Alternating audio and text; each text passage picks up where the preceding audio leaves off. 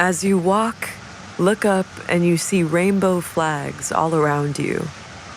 In windows, on lampposts, on top of buildings. But try and remove them from your mind. You may notice that this street still has some old Victorian and Edwardian houses on it.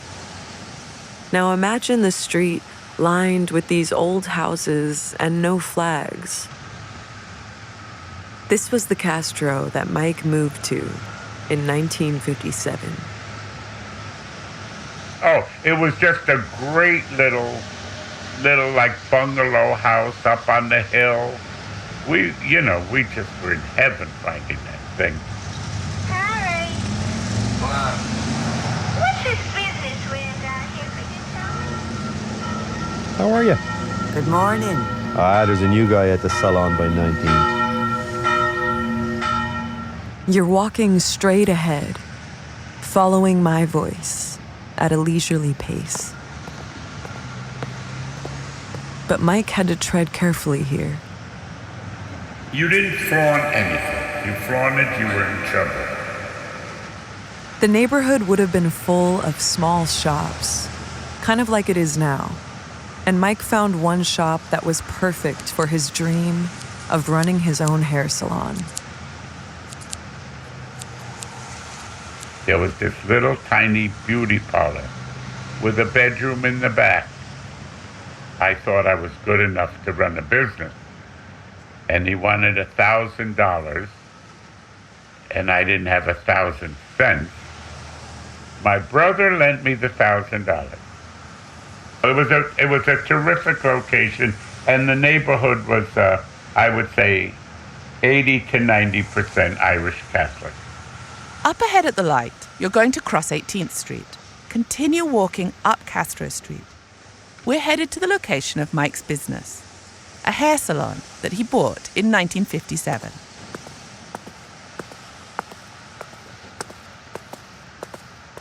So Mike was able to buy a business here. But it wasn't like that was a ticket into the culture. There were certain members of the community who were wary and even hostile to new people moving in. There was Coy at the garage near Mike's salon. He was a very young, very handsome guy, and he would just kind of stand in front of the garage in awe at what was happening. Listen, we need to get the brakes on that one. Will you hurry that one up? Jeez, the neighborhood's gone to hell in a handbasket. It was still, early. I'm talking about me again.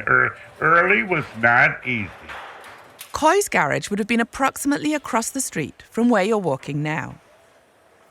Many of the gay people coming here in the 1950s and 60s were also finding refuge from even worse hatred than what Coy was dishing out. Families disowning them, violence, and isolation. But there was another menace Mike had to keep an eye out for.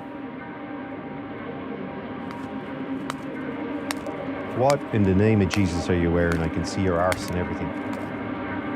The police practiced what was called discretionary policing. They basically could arrest anyone who seemed to be doing something that offended values. White, middle-class Catholic values. Big guy in a suit came in, and with all the millions of people in the bar, he tapped me on the back. And I turned around and he said, "You're coming with me." It permitted the police to basically censor all public behavior, so it fit into the moral code established by the church. But Mike was amazing at navigating that situation. And even when he did get snagged by the police a few times for cross-dressing, he incorporated his arrests into his act. It was now 7 o'clock in the morning. They said, "You're free." 32 people came to bail you out. I said, "I'm free. With a torn dress and a beard, I'm free."